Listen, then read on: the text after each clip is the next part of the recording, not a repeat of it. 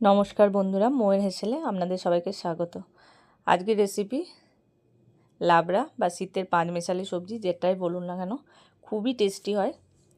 সামনে সরস্বতী পুজো, তো সরস্বতী পুজোতে খিচুড়ির সাথে এরকম একটা লাবড়া না হলে জমেই না। তো প্রথমে সবজিগুলো ভালো করে ধুয়ে পরিষ্কার করে কেটে নেব। আমি এখানে কুমড়ো, ফুলকপি, বাঁধাকপি, বেগুন, মূলো, গাজর, মটরশুঁটি, আলু আর শীষ পালং নিয়েছি। আপনারা আপনাদের পছন্দ মতো যে কোনো সবজি অ্যাড করতে পারেন। শীতের এই লাবড়াতে অনেকে থোর, লাল রাঙা আলু যেটা বা লাল আলু সেটাও ব্যবহার করে। তো আমার যেগুলো পছন্দের বা আমি যেগুলো খেতে ভালোবাসি আমি সেইগুলোই দিয়েছি। আপনারা আপনাদের পছন্দ মতো দেবেন বা সিজনাল যে কোনো সবজি অ্যাড করতে পারেন। এবার প্রথমে সর্ষের তেল দিয়েছি কড়াইয়ে, তারপর ফুলকপি আর বেগুনটা ভেজে নিয়েছি। প্রথমে বেগুন দিয়েছি, বেগুন একটু নাড়াচাড়া করে তারপর তার মধ্যে ফুলকপি দিয়ে ওটা ভেজে নিয়ে তুলে নিয়েছি। এবার আবার কড়াইয়ে সর্ষের তেল দেব, তারপর 5 ফোড়ন দেব। এবার শুকনো লঙ্কা, তেজপাতা দেব। এটা একটু ভাজা হয়ে গেলে তার মধ্যে আলু দেব। সবজিগুলো সাইজগুলো এরকমভাবে কেটেছি, দেখেই বুঝতে পারবেন। তো আলুগুলো লম্বা করে কেটেছি, একটু মোটা সাইজে। এবার আলুটাকে ভাজবো। আলুটা ভাজা ভাজা হয়ে গেলে তার মধ্যে কুমড়ো দেব। কুমড়োটাকে একটু নাড়ব। এখানে আমি এটা পাকা কুমড়োই ব্যবহার করেছি, কুমড়োটা বেশ ভালো ছিল। এবার গাজর দেব। সবজিগুলোকে দেব আর একটু নাড়ব, তারপরে আবার একটু দেব। এবার মূলো দেব।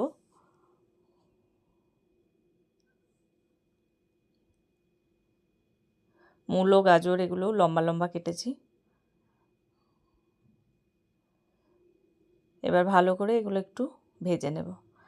এবার শিম দেব, শিমটাও একটু নেড়ে নেব। তারপর বাঁধাকপি দিয়ে দেব। বাঁধাকপিটা খুব সরু সরু করে কাটিনি, একটু মোটা মোটা কেটেছি। এবার বাঁধাকপিটা দিয়ে ভালো করে নাড়ব। শীতের সবজির এমনিতেই খুব সুন্দর একটা টেস্ট থাকে, খুব ভালো গন্ধ থাকে।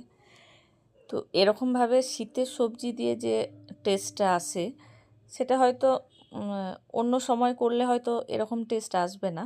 তো শীতকালে অবশ্যই কিন্তু বানাবেন, আর খিচুড়ির সাথে অসম্ভব সুন্দর লাগে। এবার সবজিগুলোকে বেশ কিছুক্ষণ কষার পর আমি এখানে আদা আর কাঁচা লঙ্কা বেটে রেখেছিলাম আগে থেকে, সেটা দিয়ে দিলাম। এবার মশলাটা দিয়ে সবজির সাথে বেশ কিছুটা সময় নিয়ে কষবো, অবশ্যই লো ফ্লেমে।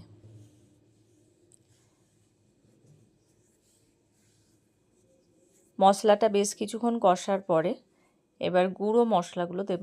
হলুদ গুঁড়ো, কাশ্মীরি লঙ্কার গুঁড়ো, ধনে গুঁড়ো দেব। এবার আবার মশলাগুলোকে ভালো করে কষবো। মশলাটা কষা হয়ে গেলে যে শীষ পালংটা কেটে রেখেছিলাম ওটা দিয়ে দেব। এবার ওটা ভালো করে মশলা আর সবজিগুলোর সাথে ভালো করে মিশিয়ে নেব। এবার ঢেকে দেব। আমি কিন্তু এখনও লবণ দিইনি, কারণ লবণ দিয়ে দিলে জল ছেড়ে দেবে, কষাটা সুন্দর হবে না। সবজিগুলো কষাটাও দরকার আছে, নইলে ঠিক মতো টেস্ট আসবে না। আপনি যে টেস্টটা আনতে চাইছেন সেই টেস্টটা আনতে পারবেন না। এবার ঢাকাটা খুলে আবার একটু নেড়ে চেড়ে আগে থেকে ভেজে রাখা ফুলকপি আর বেগুনটা দিয়ে দেবো। আবার ভালো করে সব শুধু মিশিয়ে নেব, কষবো। এবার লবণ দেব। বেশ কিছুটা সময় কষার পরে আমি লবণটাকে দিচ্ছি। পরিমাণ মতো লবণ দেব। লবণটা দিয়ে ভালো করে মিশিয়ে নেব। এবার মটরশুঁটিটা দিয়ে দেব। মটরশুঁটিটাও ভালো করে মিশিয়ে নেব। এবার আমি আগে থেকে নারকেল কুড়ে রেখেছিলাম, সেই নারকেল কুড়ানো 1 মুঠো দিয়ে দেব। নারকেল কুড়াটা কিন্তু অবশ্যই দেবেন, দিয়ে দেখবেন কেমন টেস্ট হয়। আমি যেরকম প্রসেসে করেছি এই প্রসেস ফলো করে করবেন, দেখবেন অনবদ্য টেস্ট হয়, অনবদ্য, জাস্ট মুখ থেকে ছাড়বে না। তবে সবজিটা অবশ্যই নিজের পছন্দ মতো দেবেন। আবার ঢেকে দিলাম। এবার লবণ দেওয়ার জন্য দেখুন অনেকটা সবজিগুলো রস বেরিয়ে গেছে, সবজিগুলো সিদ্ধ হচ্ছে। 80% মতো সবজি সিদ্ধ হয়ে গেছে। এবার আমি আগে থেকে গরম করে রাখা জল দিয়ে দেব পরিমাণ মতো। যেখানে আমার যেহেতু কষতে কষতেই সবজি বেশিরভাগই সিদ্ধ হয়ে গেছে, তাই আমি জলটা খুব একটা বেশি দেব না।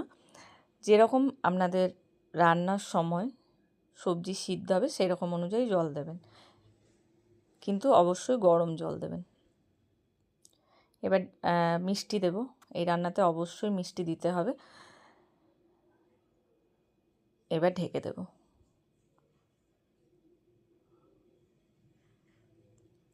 আমি কিন্তু এই রান্নাটাতে সবজিগুলো আলাদা আলাদা করে, প্রত্যেকটা সবজি আলাদা আলাদাভাবে কষে করিনি, তাতে অনেকটা বেশি তেল খাওয়া হয়, সেই জন্য আমি করিনি। এতেও অনবদ্য টেস্ট হবে। এবার ঢাকাটা খুলে দেবেন। জল একদমই মরে গেছে, মাখো মাখো হয়ে গেছে।